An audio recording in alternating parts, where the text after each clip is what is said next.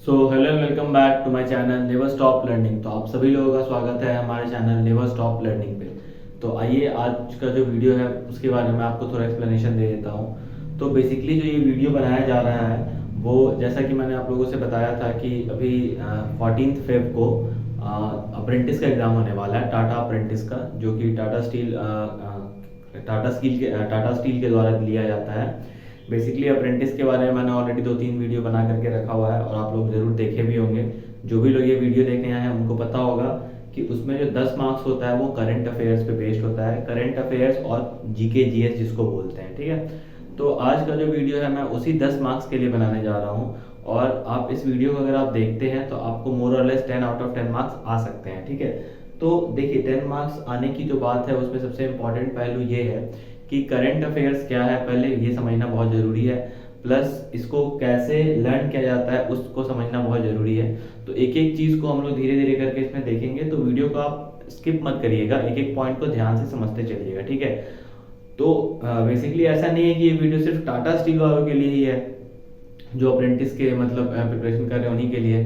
जो एसएससी वगैरह का एग्ज़ाम का प्रिपरेशन कर रहे हैं तो उनके लिए भी ये वीडियो बहुत ही ज़्यादा कारगर हो सकता है, क्योंकि इसमें मैंने वन शॉट में पूरा 2023 का जितना भी मेन इंसिडेंट्स है जो कि जिससे मतलब एग्ज़ाम में क्वेश्चन आ सकते हैं उसको मैंने कवर करने की कोशिश की है। तो आप देख रहे हो कि एक साल है तो एक साल में अप्रॉक्स 12 महीने हैं, तो 12 इंसिडेंट तो जरूर, मतलब 12 इंसिडेंट जो होगा वो तो ऑब्वियसली मतलब रहेगा ही रहेगा। तो एक एक करके अगर हम लोग 12, 13, 14, 15 जितना भी इंसिडेंट है उसको लेकर के पढ़ेंगे तो वीडियो थोड़ा लंबा जरूर हो सकता है, ठीक है। तो आप कोशिश करिएगा कि वीडियो को देखें और अच्छे से देख करके पॉइंट को नोट करें, ठीक है।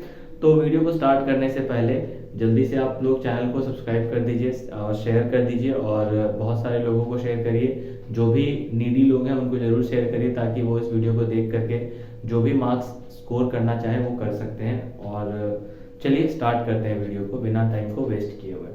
तो सबसे पहले तो समझते हैं करंट अफेयर्स का मतलब क्या होता है। करंट अफेयर का मतलब होता है कि जो एक साल के अंदर में जो भी घटनाक्रम हो रहा है, जो भी इंसिडेंट टेक प्लेस कर रहा है उसके बारे में पूरी जानकारी है ना। अब गवर्नमेंट हो या कोई भी हो, अगर मैं आपसे क्वेश्चन पूछने जाऊंगा तो उसका कोई आदि अंत तो है नहीं कि कहाँ से आदमी क्वेश्चन पूछता है। जीके एक ऐसा चीज़ है जिसका कोई भी ओर या छोर नहीं है, इसमें कोई सिलेबस नहीं होता है। सिलेबस कहने का मतलब कि कहीं से भी पूछा जा सकता है। जीके मीन्स जनरल नॉलेज, सामान्य ज्ञान जिसको हम लोग बोलते हैं, ठीक है। तो फिर भी हम लोग एक क्लासिफाइड तरीके से मतलब कुछ जो मैटर है, सब्जेक्ट है, उसको मैं आपके सामने रखने जा रहा हूँ और इसको मैंने बहुत ही ज़्यादा मतलब प्रिसाइज वे में इसको मैंने रखा है यहाँ पे।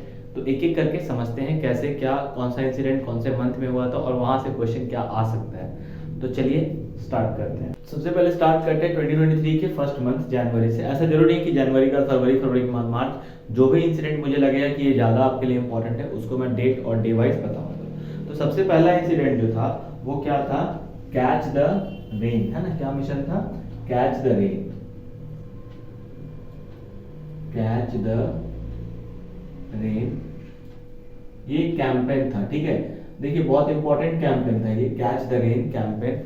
और इसको किसने चलाया था, इसको किसने चलाया था, तो प्रेसिडेंट जो थी आपकी, अभी जो प्रेसिडेंट है वो कौन है, द्रौपदी मुर्मू। तो वो द्रौपदी मुर्मू जो है वो कैच द रेन कैंपेन को लीड की थी, ठीक है। तो इसका जो है मेन सीन क्या था, इसका मतलब क्या था, क्यों इसको चलाया गया, कैच द रेन का प्रोस्पेक्टिव क्या था चलाने का। तो इसका प्रोस्पेक्टिव था वाटर हार्वेस्ट, मतलब वाटर जो होता है ना, वाटर का जो भी था, सस्टेनेबिलिटी ऑफ वाटर, मतलब कि जो भी आपका वाटर है ड्रिंकिंग वाटर के लिए, उसके लिए चलाया गया था। तो मतलब ये स्पेशली किसके लिए चलाया गया था, सस्टेनेबिलिटी ऑफ ड्रिंकिंग वाटर। मतलब जैसे आप देख रहे होंगे अभी के टाइम पे ड्रिंकिंग वाटर का क्राइसिस बहुत ज़्यादा चल रहा है, ठीक है। तो उसके लिए एक कैंपेन को रन किया गया है जो कि गवर्नमेंट ऑफ इंडिया की जो प्रेसिडेंट है, जो कौन है, द्रौपदी मुर्मू, उन्होंने चलाया था। और ये कब चला था, कौन से मंथ में चलाया था, किस डेट को चलाया गया था, तो आप डेट याद रखिएगा 4 मार्च,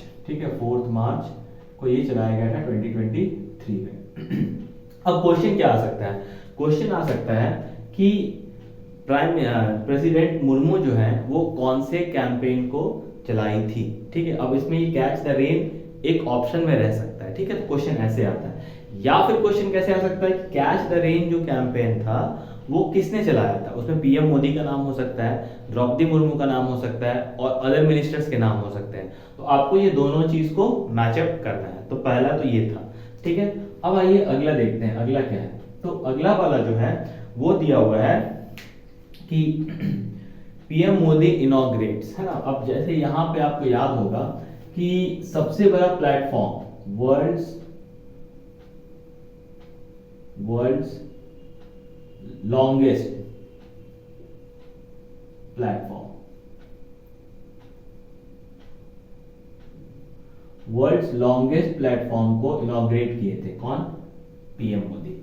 अच्छा, अब आपको पता हो, इसमें सबसे पहले समझने वाली बात क्या है कि सबसे पहले तो आपको ये पता होना चाहिए कि दुनिया का सबसे लंबा प्लेटफॉर्म कौन सा है। तो बहुत लोग को ये पता है कि दुनिया का सबसे लंबा प्लेटफॉर्म जो है वो गोरखपुर है। क्या है, गोरखपुर। आप नाम सुने होंगे। बेसिकली गोरखपुर यूपी में पड़ता है, पूर्वांचल के क्षेत्र को बोला जाता है। पूर्वांचल क्षेत्र में गोरखपुर एक जिला है जहां से योगी आदित्यनाथ सांसद है, ठीक है। तो गोरखपुर था पहले, अब जो है वो दूसरा है। इससे पहले गोरखपुर से पहले कौन सा था, खड़गपुर था, ठीक है। खड़गपुर बहुत दिनों तक रहा दुनिया का सबसे लंबा प्लेटफॉर्म, फिर उसके बाद गोरखपुर बना। अब जो है दुनिया का सबसे लंबा प्लेटफॉर्म जो है वो कौन सा है, तो उसका नाम है, मैं बताता हूं यहाँ पे, श्री क्या नाम है, सिद्धारूढ़,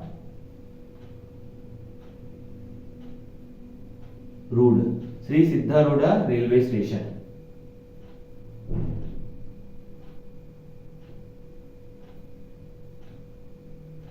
हुबली। हुबली का स्पेलिंग आप देख लीजिएगा, हुबली। हुबली एक्चुअली क्या डिस्ट्रिक्ट है, जो कहाँ पे सिचुएटेड है, कर्नाटका में। कहाँ पे है ये हुबली, आई होप कर्नाटका में है हुबली, ठीक है। तो सबसे पहले तो आपको पता होना चाहिए कि ये एक्चुअली आप इसको ऐसे भी समझ सकते हैं कि अभी जो दुनिया का सबसे लंबा प्लेटफॉर्म है वो हुबली रेलवे स्टेशन पे बनाया गया है। और ये कहाँ पे है, सिचुएटेड कहाँ है, तो कर्नाटका में है। कहाँ पे है, कर्नाटका में है, ठीक है। उसके बाद कर्नाटका में है, प्लस इसकी लेंथ कितनी है, तो अप्रॉक्स 1.5 किलोमीटर। अप्रॉक्स कितना है ये, 1.5 किलोमीटर। तो ये बहुत ही इंपॉर्टेंट एक जीके है आपके लिए, और ये क्वेश्चन के आने की संभावना बहुत ज्यादा है, ठीक है। कि ये क्योंकि कंफ्यूजिंग क्वेश्चन है, बहुत लोगों को ये पता नहीं होगा कि गोरखपुर एक टाइम पे था, अब उसको इसने क्या किया, बीट कर दिया, और ये अब सबसे लंबा प्लेटफॉर्म है इंडिया का ही नहीं बल्कि वर्ल्ड का, वर्ल्ड्स लॉन्गेस्ट प्लेटफॉर्म है ये, ठीक है। इसको इनॉग्रेट किसने किया था, तो मैंने बताया है कि पीएम मोदी ने इसको इनॉग्रेट किया है। चलिए अब तीसरे की ओर चलते हैं। अब आते हैं मिथेनॉल बस। फर्स्ट मिथेनॉल बस। इंडिया में आजकल आप देखते होंगे ना कि बस वगैरह जो है ना, हाइड्रोजन फ्यूल, मिथेनॉल फ्यूल, इस सब पे चल रहा है, ठीक है।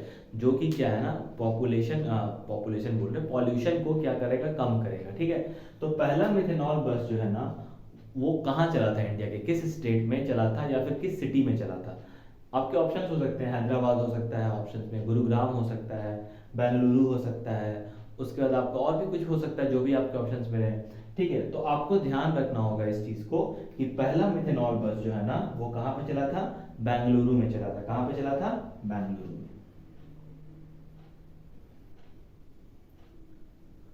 ठीक है, बेंगलुरु में चला था। और ये कौन से गैस का यूज करता है, तो याद रखिएगा सिन गैस बोलते हैं। क्या बोलते हैं, सिन गैस, ठीक है। मिथेनॉल को और किस नाम से जाना जाता है, सिन गैस के नाम से जाना जाता है। और ये कितने तारीख को चलाया गया था, खैर तारीख इसमें याद रखना उतना इंपॉर्टेंट नहीं है, बस ये याद रखना है कि ये बेंगलुरु में चलाया गया था। सबसे पहले मिथेनॉल बस कहाँ चलाया गया था, बेंगलुरु में। वैसे ये 14 मार्च को चलाया गया था। कब चलाया गया था, 14 मार्च 2023 को चलाया गया था, ठीक है। Obviously Nitin Gadkari flag of किए थे इसको, ठीक है, क्योंकि नितिन गडकरी क्या है, रोड सड़क एंड परिवहन मंत्री है, जिसको हम लोग बोलते हैं ना, रोड वाला जो मिनिस्टर होते हैं वो है वो, ठीक है। तो चलिए अब अगला देखते हैं, क्वेश्चन नंबर 4। क्वेश्चन नंबर 4 बहुत इंटरेस्टिंग है भाई। आपने स्टैच्यू ऑफ यूनिटी सुना होगा, आपने स्टैच्यू ऑफ लिबर्टी भी सुना है।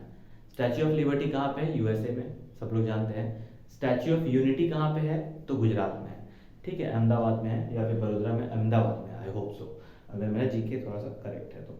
उसी तरह अभी जो है ना एक क्या बना है, नया स्टैच्यू ऑफ नॉलेज बना है। क्या बना है, स्टैच्यू ऑफ नॉलेज। और ये बहुत ही इंटरेस्टिंग फैक्ट है, इसको भी आप ध्यान रखिएगा। स्टैच्यू ऑफ नॉलेज जो है ना वो किसको बोला जाता है और ये किस स्टेट में है? Statue of knowledge. ठीक है, सबसे पहले तो इसके बारे में थोड़ा जानते हैं हम लोग कि ये कहाँ बनाया गया है और किस स्टेट में है, प्लस ये किसको डेडिकेटेड करके बनाया गया है। Statue of unity Sardar Vallabh भाई पटेल को डेडिकेटेड करके बनाया गया और वो गुजरात में है। उसी तरह स्टैच्यू ऑफ नॉलेज जो है ना वो बी आर अम्बेडकर को डेडिकेट करके बनाया गया है। किनको डेडिकेट करके बनाया गया है? बी आर अम्बेडकर को। ठीक है, सबसे पहले तो इस बात को समझ लीजिए। अच्छा, इसकी ऊंचाई लंबाई थोड़ी सी समझ लेते हैं, बजट भी थोड़ा ध्यान दे देते हैं इसमें। तो ये जो है बेसिकली 70 फीट का है। कितना फीट का है? 70 फीट का है। और इसको जो है ना कहाँ पे बनाया गया है इस बात को भी समझना बहुत जरूरी है। तो ये लातूर में है। लातूर जो है ना वो एक डिस्ट्रिक्ट है। कहाँ पे है? महाराष्ट्र में है। कहाँ पे है? महाराष्ट्र में। ठीक है, तो आपको क्या क्या समझ में आया कि स्टैच्यू ऑफ, हाँ इसको बोला क्या गया? Statue of knowledge. तो उसको ये क्वेश्चन भी आपके पास आ सकता है, Statue of Liberty refers this, Statue of Unity refers this, तो Statue of Knowledge refers what? तो उसमें आपके पास ऑप्शंस हो सकता है। तो स्टैच्यू ऑफ नॉलेज किसके लिए दिया गया है? बी आर अम्बेडकर के मूर्ति को स्टैच्यू ऑफ नॉलेज के नाम से जाना जाता है। कौन से शहर में ये स्टैच्यू है?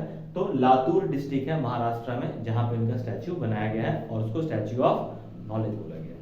तो चलिए अब हम लोग बढ़ते हैं अगले क्वेश्चन की ओर। ठीक है, तो एक बात और बताना था, स्टैच्यू ऑफ जो नॉलेज है ना वो कब आया था? 13 अप्रैल को आया था, जो कि बी आर अम्बेडकर का बर्थडे भी है। ठीक है, अम्बेडकर जयंती भी उस दिन हम लोग मनाते हैं। तो ऐसे भी आप याद रख सकते हैं कि स्टैच्यू ऑफ नॉलेज को कब लाया गया था, कब बनाया गया था, या फिर कब इनॉग्रेशन हुआ था उसका? 13 अप्रैल को, जो कि उनका जन्म तिथि भी है। ठीक है, अब हम लोग बढ़ते हैं अगले की ओर।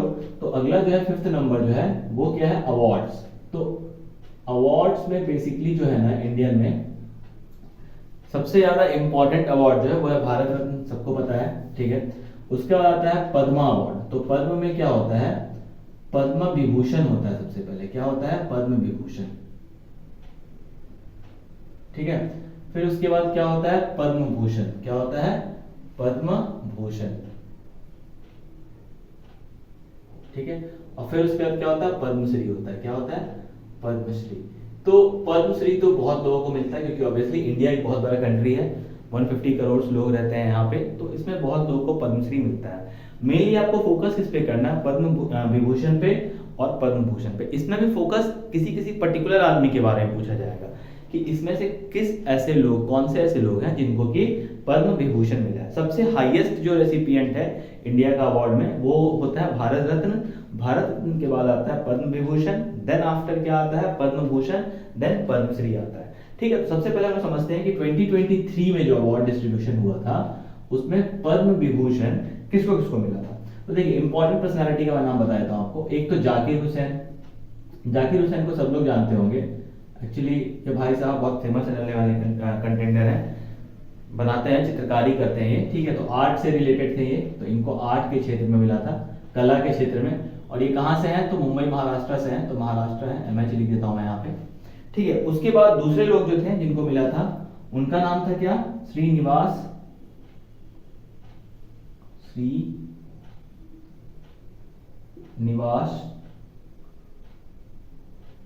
वर्धमान, सॉरी वर्धन, श्रीनिवास वर्धन, है ना। इनको किस चीज में मिला था? तो साइंस एंड टेक्नोलॉजी में मिला था। किसमें मिला था इनको? साइंस एंड टेक्नोलॉजी में, या फिर आप ऐसे कह सकते हो साइंस एंड इंजीनियरिंग साइंस में मिला था। बट ध्यान देने वाली बात यह है कि ये भाई साहब यूएसए के हैं। कहाँ के हैं? यूएसए के हैं। तो ऐसा जरूरी नहीं है कि जो इंडियन आदमी है उसी को सिर्फ पद्म विभूषण मिल सकता है। जैसे आप देखते होंगे ना बहुत सारे, जैसे मोदी जी को ही बहुत सारा क्या है अवार्ड मिला है, बहुत बहुत डिफरेंट कंट्रीज के, तो उसी तरह। ठीक है, तो श्रीनिवास वर्धन भाई साहब को मिला था किस क्षेत्र में? साइंस इंजीनियरिंग के क्षेत्र में। इंग्लिश मत समझ लीजिएगा इसको, इंजीनियरिंग के क्षेत्र में। कहाँ के रहने वाले हैं वो? यूएसए के रहने वाले हैं। ठीक है, तो ये चीज हो गया। तीसरा जो एक इंपॉर्टेंट आदमी थी, औरत है एक्चुअली, सुधा मूर्ति। सब लोग जानते होंगे इनको। सुधा मूर्ति कौन है? तो सुधा मूर्ति बेसिकली जो आप अजीज प्रेम जी हैं उनकी वाइफ है। ठीक है, अभी आप देखते होंगे ऋषि सुनक जो कि ब्रिटेन के क्या है? प्रेसिडेंट है। ठीक है, उनकी जो वाइफ है वो सुधा मूर्ति की बेटी है। तो आप ऐसे समझ सकते हैं सुधा मूर्ति का दामाद जो है वो इंग्लैंड को कंट्रोल कर रहा है। ठीक है, यूएसए को, सॉरी इंग्लैंड को, नॉट यूएसए, यूके को। ठीक है, तो सुधा मूर्ति को भी जो है ना क्या मिला था, सुधा मूर्ति को नहीं मिला था एक्चुअली। ठीक है, सुधा मूर्ति को यहाँ नाम लिखेंगे। यहाँ पे एक इंपॉर्टेंट पर्सनालिटी है, थोड़ा सा ये ग्लिच हो गया, देखिए यहाँ पे मुलायम सिंह यादव को मिला था। किनको मिला था? मुलायम सिंह यादव। और मुलायम सिंह यादव को हमको लगता है सब लोग जानते होंगे। मुलायम सिंह यादव जो थे वो पॉलिटिशियन थे, एक्चुअली अब है नहीं वो, मतलब इनको मरणोपरांत मिला है। जब किसी भी आदमी को मरने के बाद मिलता है कोई भी अवार्ड तो उसको मरणोपरांत दिया जाता है, मरणोपरांत। तो मुलायम सिंह यादव जो थे समाजवादी पार्टी जो कि यूपी में बिलोंग करती है बेसिकली, जो जिनके बेटे अखिलेश यादव जो कि यूपी के सीएम भी रह चुके हैं, उनके फादर साहब थे जो कि पॉलिटिक्स थे। बहुत दिनों तक इन्होंने पॉलिटिक्स में रहे, मतलब एक्चुअली 40-50 साल तक का इनका एक लंबा करियर रहा है पॉलिटिक्स में। तो इनको भी क्या मिला? पद्म विभूषण मिला। तो आपको याद क्या रखना है? 3 आदमी का नाम याद रखना है, जाकिर हुसैन, श्रीनिवास वर्धन और मुलायम सिंह यादव का। ठीक है, अब आते हैं पद्म भूषण। तो पद्म भूषण में जो है ना सबसे पहले क्या है आप उसको देख लीजिए। तो कुमार मंगलम बिरला, मंगलम बिरला आप जानते होंगे, मंगलम बिरला भाई आपको पता ही है ये लोग किस टाइप के लोग हैं। बिरला तो नाम से समझ में आता है किसके हैं, इंडस्ट्रियलिस्ट है। तो इनको भी किस चीज में मिला? पद्म भूषण मिला है। किनको मिला है? इनको कुमार मंगलम बिरला को। ठीक है, उसके बाद और कौन है? तो कपिल कपूर। क्या नाम है इनका? कपिल कपूर। तो कपिल कपूर भाई साहब को क्यों मिला है? आपको क्यों जरूरी है इनको याद रखना? क्योंकि इनको लिटरेचर में मिला है। किस में मिला है? लिटरेचर में। इनको किस में मिला है? इंडस्ट्रियलिस्ट में है, तो इनको उसी क्षेत्र में मिला हुआ है। ठीक है, उसके बाद कपूर भाई साहब कहाँ पे हैं? दिल्ली के रहने वाले हैं। ठीक है, और जो मैं यहाँ पे लिखा था सुधा मूर्ति, उनको यहाँ मिला है, पद्म भूषण मिला है। तो सुधा मूर्ति का मैंने ऑलरेडी आपको क्या बता दिया था, पूरा इनका सारा चीज मैंने बता ही दिया था आपको कि ये कौन है। अजीत प्रेम जी की वाइफ है, विप्रो के जो चेयरमैन है। ठीक, इन्फोसिस की तो नारायण मूर्ति की वाइफ है ये, की वाइफ है सुधा मूर्ति। ठीक है, अजीत प्रेम जी की नारायण मूर्ति, तो इन्फोसिस के जो चेयरमैन है। ठीक है, थोड़ा सा कंफ्यूजन रहता है कभी कभी, तो आप उसको ध्यान रखिएगा। तो सुधा मूर्ति जो है उनको भी क्या मिला है? पद्म भूषण मिला है। अब इसमें क्या ना मोर देन 100 पीपल्स रहते हैं, कभी कभी 60-70 रहते हैं, तो इसका नाम लिखना उतना इंपॉर्टेंट नहीं है, बट इन दोनों से क्वेश्चन आ सकता है। तो एक बार वापस से इसको रिवाइज कर लेते हैं। जाकिर हुसैन किसको पद्म विभूषण मिला है? श्रीनिवास वर्धन को भी पद्म विभूषण मिला है। मुलायम सिंह यादव को भी पद्म विभूषण मिला है। ठीक है, विभूषण और भूषण दोनों बहुत ध्यान से याद रखिएगा। कुमार मंगलम बिरला इनको क्या मिला है? पद्म भूषण मिला है। कपिल कपूर लिटरेचर के क्षेत्र में, इनको भी पद्म भूषण मिला है। सुधा मूर्ति को क्या मिला है? इनको भी पद्म भूषण मिला है। ठीक है, सोशल वर्क में मिला है इनको, याद रखिएगा इनको किस चीज में मिला है? Social work. तो कहने का मतलब क्या है ना, हर आदमी का अपना एक क्षेत्र होता है, जैसे आर्ट का होता है, लिटरेचर का होता है, स्पोर्ट्स का होता है, पॉलिटिक्स का होता है। इस तरह से डिफरेंट क्षेत्र हैं, तो डिफरेंट क्राइटेरिया होते हैं, तो इन लोगों को प्राइज मिला है। चलिए अब हम लोग बढ़ते हैं आगे। ठीक है, तो ये था 2023 का, तो इसको ध्यान से आप देख लीजिएगा। अब आते हैं क्वेश्चन नंबर नहीं है, अब आते हैं थोड़ा और आगे बढ़ते हैं 6th नंबर पे। तो 6th नंबर देखिए, एक IBCA, ये एक बहुत बड़ा संस्था है। ठीक है, अब ये है क्या? तो इसका फुल फॉर्म है international big cat alliance, international big cat alliance. अच्छा, अब आपको समझना ये है कि ये इंटरनेशनल बिग कैट अलायंस क्या है और इसके बारे में हम लोग को क्या क्या जानकारी होना चाहिए। ठीक है, तो ये बेसिकली जो है ना, जो आप कैट समझ रहे हैं ना, बिल्ली के साथ अलग अलग जो प्रजाति होते हैं, जिसमें क्या क्या होता है आपको पता होगा। अगर मैं लिख के नहीं बताऊं, डायरेक्ट बताऊं तो आपको लायन होता है, टाइगर होता है, उसके बाद पैंथर होता है।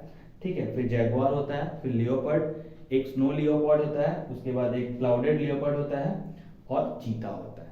ये 7 को बचाने के लिए एक अलायंस बनाया गया है इंडिया में, जिसको हम लोग क्या बोलते हैं? International big cat alliance. ये बहुत इंपॉर्टेंट है। देखिए ये सब लोगों को लगता है ये सब क्या ही मतलब, इसको पढ़ने से कभी नहीं पूछेगा जीवन में, बट ये पूछा जाता है। अब आपसे IBCA पूछ लेगा कि कब बनाया गया IBCA। तो IBCA जो है ना बेसिकली इनको कब बनाया गया था? तो इनको बनाया गया भाई 5 अप्रैल को। कब बनाया गया है? 5 अप्रैल को बनाया गया। ठीक है, IBCA को, तो उसको ध्यान रखिएगा आप लोग। ठीक है, तो ये बहुत इंपॉर्टेंट है, 5 अप्रैल को इसको बनाया गया। ठीक है, अब आ जाते हैं इंडिया का पहला water metro, India first water metro इस दिन इनॉग्रेट हुआ था। किस दिन? मैं बताता हूं। India first water metro inaugurate किस दिन हुआ था, ये बड़ा क्वेश्चन नहीं है। बड़ा क्वेश्चन है कि इंडिया का पहला वाटर मेट्रो कहाँ पे चला था, कहाँ पे चला था भाई। तो सबसे पहले तो आपको समझ में आना चाहिए कि वाटर मेट्रो का बात हो रहा है, रेल मेट्रो का बात नहीं हो रहा है। तो ऑप्शन में अगर कलकत्ता रहे तो कलकत्ता नहीं मार दीजिएगा, ठीक है। ध्यान यहाँ क्या रखना है, वाटर मेट्रो मतलब जहाँ पे क्या है, ओशियंस है। तो ओशियंस तो best, bay of Bengal Calcutta के भी आमने सामने है, बट वहां नहीं चला है। कहाँ पे चला है, कोच्चि में चला है। कहाँ पे चला है, कोच्चि में। अब वाटर मेट्रो का मतलब क्या हुआ कि इसमें आपकी इलेक्ट्रिक बोट्स होगी, जो बड़ी बड़ी बोट्स वगैरह होती है। बोट्स मतलब वो छोटा नाव नहीं, बड़ा नाव, और क्रूज टाइप वाला सब छोटा छोटा, उससे थोड़ा छोटा, वो उनके बीच में 78 इलेक्ट्रिक बोट्स वगैरह चलाया गया इसके बीच में। और ये फर्स्ट वाटर मेट्रो है, ठीक है। तो ये बहुत ही इंपॉर्टेंट एक स्टेप है। तो आपको याद रखना होगा कि जैसे रेल मेट्रो चला था तो सबसे पहला कहाँ पे, याद होगा कैलकाटा में, उसी तरह वाटर मेट्रो सबसे पहला कहाँ चल रहा है, तो कोची में चल रहा है, ठीक है। तो इसको आप जरूर ध्यान से याद रखिएगा, ठीक है। और इसका कनेक्टिविटी कितने आइलैंड तक है, कितने आइलैंड तक है, तो 10 आइलैंड तक है। कितने आइलैंड तक है इसका कनेक्टिविटी, 10 आइलैंड को ये कनेक्ट करता है, ठीक है। जैसे हम लोग आम भाषा में मेट्रो को क्या बोलते हैं, 10 स्टेशन को जोड़ता है, उसी तरह ये 10 मतलब 10 शहर को अगर जोड़ता है, या मान लीजिए 10 कॉलोनी को जोड़ता है, उसी तरह ये जो मेट्रो है वाटर मेट्रो, ये 10 आइलैंड को जोड़ता है, ठीक है। तो इस पर थोड़ा ध्यान रखिएगा, ठीक है। हाँ, इसको ऑपरेट मतलब इसको कब उद्घाटन इसका कब था, इनॉग्रेशन कब था, तो 25 अप्रैल। कब था, 25 अप्रैल, ठीक है। तो इसको थोड़ा सा बहुत ही ज्यादा ध्यान से अपने दिमाग में रखिएगा, ठीक है। अब आते हैं इंपॉर्टेंट पार्ट पे। एक इंपॉर्टेंट ये भी है, चलिए इसको देख लेते हैं। पहली बार इंडिया में 5 वुमेन आर्मी ऑफिसर को आर्टिलरी में शामिल किया गया है। तो इसको समझिए, तो इसको कैसे लिखेंगे, इंडियन आर्मी हैज इंडक्टेड, ऐसे लिखते हैं, इंडियन आर्मी, आईए का मतलब Indian army, has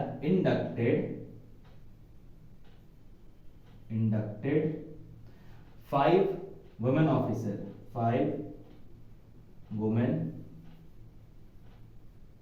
officer into its regiment of artillery.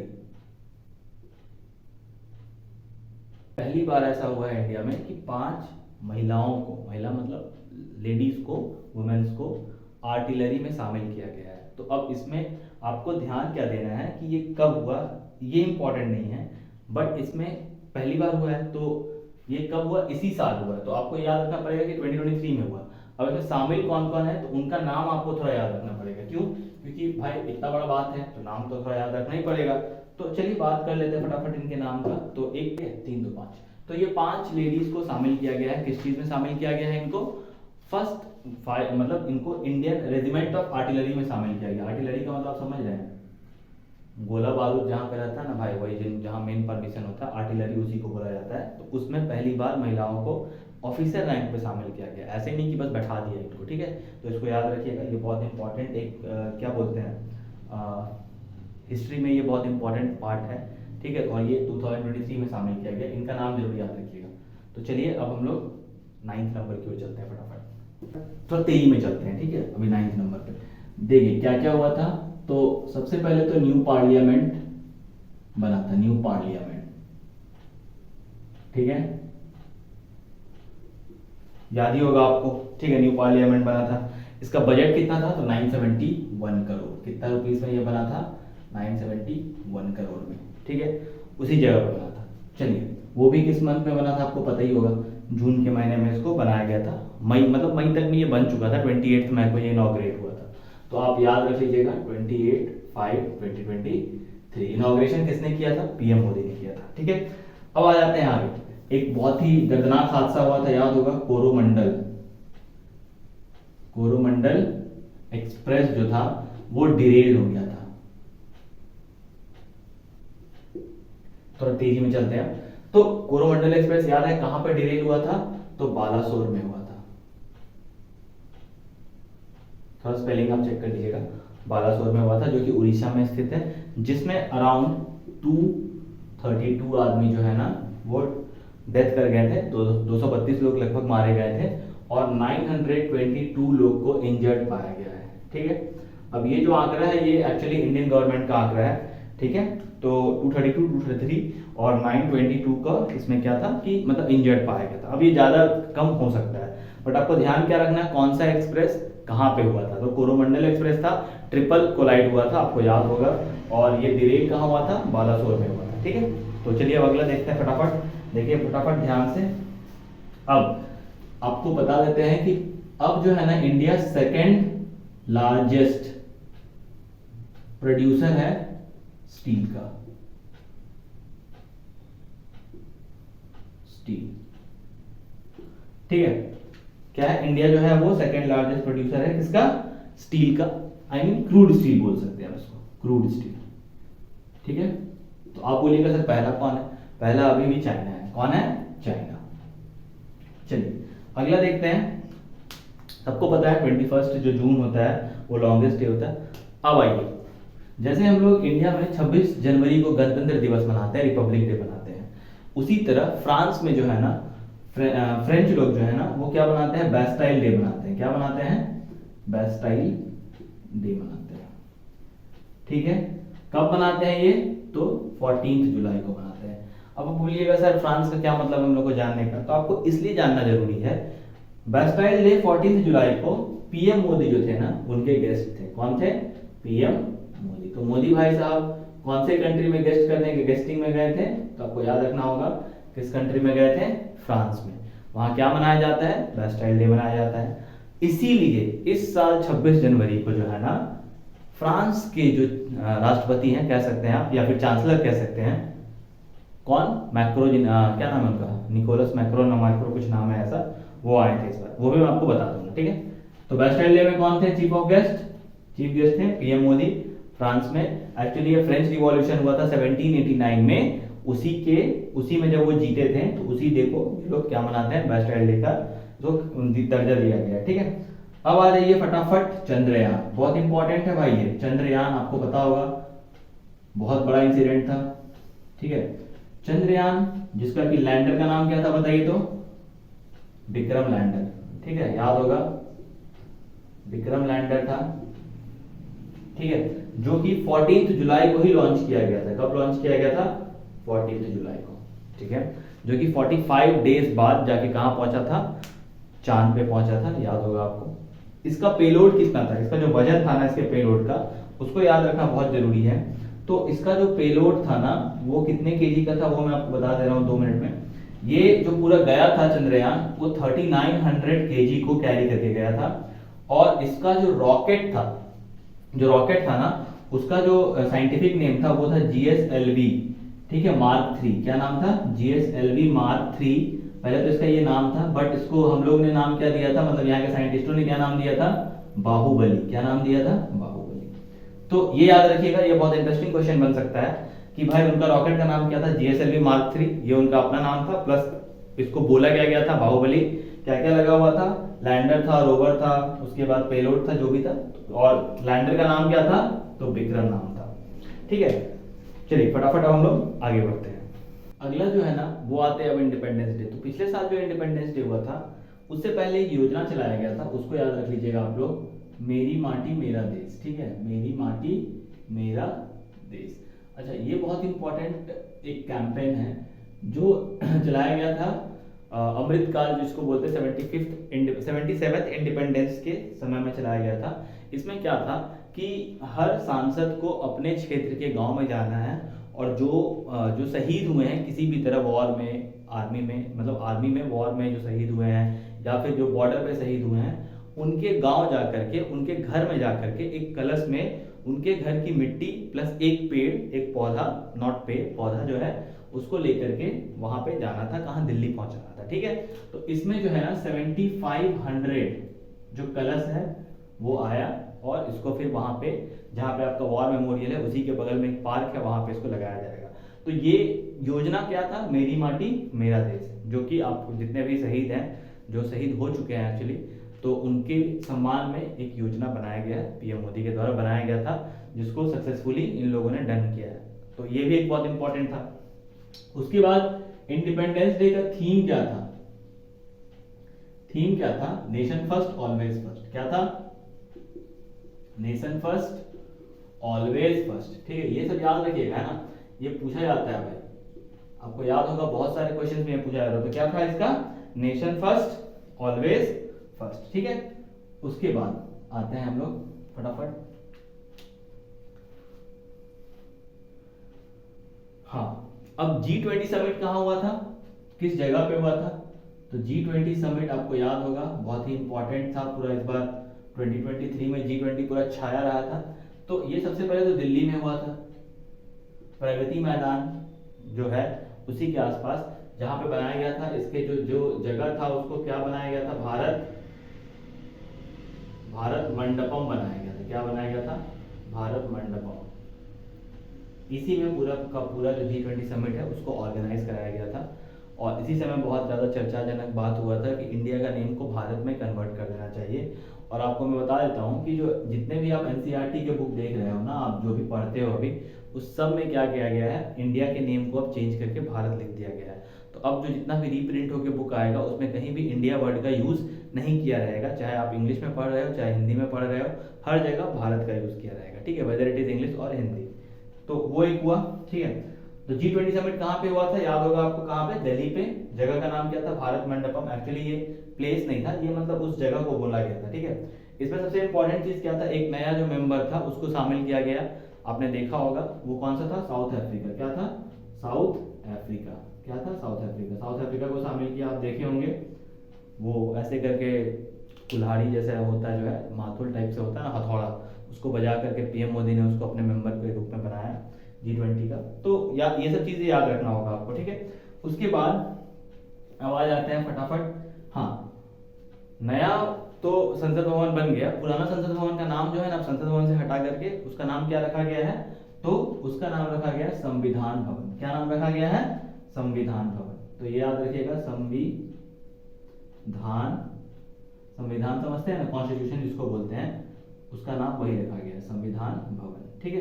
अब आपसे पूछा जा सकता है कि नए संसद, पुराने संसद भवन को किस नाम से जाना जाएगा, तो संविधान भवन के नाम से उसको जाना जाएगा, उस स्पेस को, ठीक है। अब आते हैं थोड़ा सा और आगे, ठीक है। तो बेसिकली जो है ना, यूनेस्को के द्वारा खोजी खोद को, KOHIZODE,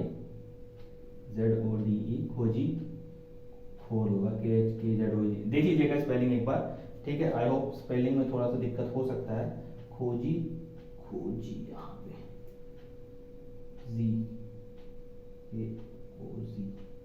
ZHIKOD ऐसे होगा, KOZHI, खोजी खोड।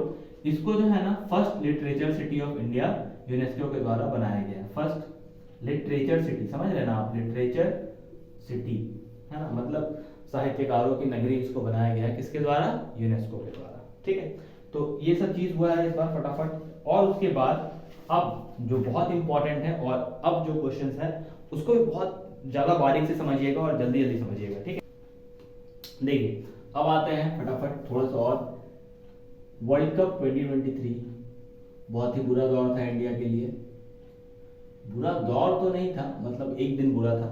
किसके किसके बीच में हुआ था फाइनल, यही याद रखा जाएगा, इंडिया और ऑस्ट्रेलिया के बीच में हुआ था। कहाँ पे हुआ था, अहमदाबाद में हुआ था, ये भी सबको याद ही होगा।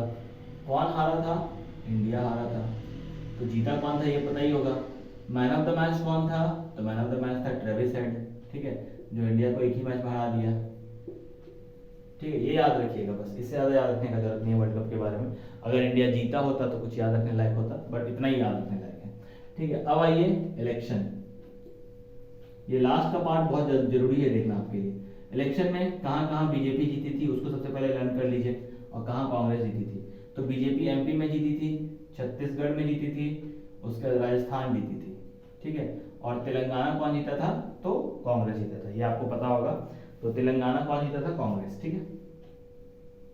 देखिए एमपी में बीजेपी को कितना सीट मिला था, 164 सीट मिला था। कितना सीट मिला था, 164। वेयर एज छत्तीसगढ़ में 54 सीट आया था, है ना। और उसके बाद राजस्थान में 115 सीट्स आया था। तेलंगाना में कांग्रेस को कितना मिला था एग्जैक्टली मुझे याद नहीं है, बट यहाँ पे तेलंगाना में कांग्रेस जीती थी। एक्चुअली यही क्वेश्चन पूछेगा, इसलिए मैं बता रहा हूँ क्योंकि अब इसमें चीफ मिनिस्टर भी चेंज हो गए। तो एमपी के चीफ मिनिस्टर जो है वो है मोहन यादव, ऐसा उनका नाम है, ठीक है। छत्तीसगढ़ के जो हैं वो है विष्णु सिंह देव, है ना, क्या नाम है उनका, विष्णु देव ऐसे करके नाम है उनका, तो विष्णु जी नाम रखिएगा। और एक का नाम क्या है, भजन लाल शर्मा, जो कि राजस्थान के हैं। और तेलंगाना के कौन है, तो YSR रेड्डी है, जगन मोहन रेड्डी, आई होप जगन मोहन रेड्डी ही है उनका नाम, ठीक है। तो ये याद रखिएगा, ठीक है। MP, अच्छा ये मैंने चीफ मिनिस्टर का नाम बता दिया। तो ये था इलेक्शंस का रिजल्ट जो कि दिसंबर में आया था। जनवरी में अगेन इंडिया में क्या हुआ था, रिपब्लिक डे हुआ था। रिपब्लिक डे के गेस्ट ऑफ ऑनर कौन थे, तो रिपब्लिक डे में जो थे वो आपके फ्रांस के ही जो थे वो मैक्रो नाम है उनका, इमानुएल मैक्रो वही थे, ठीक है। उसके बाद आपका क्या बोलते हैं, हाँ उसके लास्ट अभी लेटेस्ट आज से 2-3 दिन पहले झारखंड में भी गवर्नमेंट चेंज हुआ है, बिहार में भी गवर्नमेंट चेंज हुआ है। तो बिहार के current chief minister again Nitish Kumar ही हैं, बट वो NDA में शामिल हो गए हैं, तो जिसको नेशनल डेमोक्रेटिक अलायंस बोलते हैं। और इधर जो है हेमंत सोरेन भाई साहब अरेस्ट हो गए हैं, तो अभी कौन चीफ मिनिस्टर हैं, चंपई सोरेन चीफ मिनिस्टर हैं। तो ये थोड़ा सा चेंजेस हुआ है, इसको याद कर लीजिएगा। उसके बाद इतना सारा करंट अफेयर्स के बाद देखो, करंट अफेयर्स ऐसा ही होता है, बहुत इंटरेस्टिंग ऐसा कुछ होता नहीं है, बट ये छोटी छोटी चीज़ें हैं जो हम लोग के दिमाग में कभी रहता ही नहीं है। तो इस सबको आप एक बार देख लीजिएगा, और जहाँ आपको लगे कि थोड़ा रिसर्च करना चाहिए वहाँ जरूर रिसर्च कर लीजिएगा। उसके बाद लास्ट बहुत इंपॉर्टेंट है, टाटा स्टील के बारे में थोड़ा जान लीजिएगा। अभी का जो प्रेजेंट पॉलिटिकल कंडीशंस हैं, पॉलिटिक्स जो कंडीशन है, मेन जो मिनिस्टर्स है कैबिनेट में, जैसे आपका फाइनेंस मिनिस्टर निर्मला सीतारमण है, रोड का जो मिनिस्ट्री है वो कौन देखते हैं, नितिन गडकरी देखते हैं, डिफेंस मिनिस्ट्री कौन देखते हैं, राजनाथ सिंह देखते हैं, ठीक है। चीफ मिनिस्टर कौन है, तो PM मोदी है। वाइस प्रेसिडेंट कौन है, जगदीप धनखड़ है। प्रेसिडेंट कौन है, द्रौपदी मुर्मू है, ठीक है। तो और लोकसभा के स्पीकर कौन है, अध्यक्ष जिसको बोलते हैं ओम बिरला है। तो ये छोटी छोटी चीज़ों को आप जरूर ध्यान रखिएगा, ठीक है। ये सब पूछा जाता है, ऐसा नहीं है कि नहीं पूछा जाता है, ठीक है। तो इस बार अर्जुन अवार्ड किसको मिला था, तो आपको याद होगा मोहम्मद शमी को मिला था, ठीक है। तो ये सारे चीज़ है करंट अफेयर्स में आता है। सारे चीज़ों को ध्यान से देखिए, ध्यान से पढ़िए और सबको नोट कर लीजिए एक जगह पे। और उसके बाद आप जरूर कमेंट बॉक्स में लिख करके बताइए कि ये जो वीडियो मैंने पहली बार करंट अफेयर्स पे बनाया था वो कैसा लगा आपको। और इस टाइप की अगर और वीडियो चाहते हैं आप तो जरूर कमेंट में लिखिए। हाँ ये वीडियो जरूर थोड़ा लंबा बन गया, बट अगली बार से और प्रिसाइज इन्फॉर्मेशन लाऊंगा मैं, और वो छोटे छोटे टुकड़ों में रहेगा, ठीक है। क्योंकि इस बार मैंने पूरे साल का लिखा था तो इसलिए थोड़ा लंबा था। तो आई होप कि आपको ये वीडियो पसंद आया हो। हाँ एक बात और याद रखिएगा, टाटा स्टील का जो मदर प्लांट है वो जमशेदपुर में स्थित है, बट इसका जो हेड ऑफिस है वो मुंबई में स्थित है, ठीक है। तो बॉम्बे हाउस जिसको बोलते हैं वहाँ पे। ये बात के साथ आज हम लोग इस वीडियो को यहीं एंड करते हैं, और आप लोग तब तक इसको पढ़िए, और फिर उसके बाद और भी वीडियोज़ में कंट्रीब्यूट करूँगा आपके टाटा अप्रेंटिस के लिए। चलिए, ऑल द बेस्ट।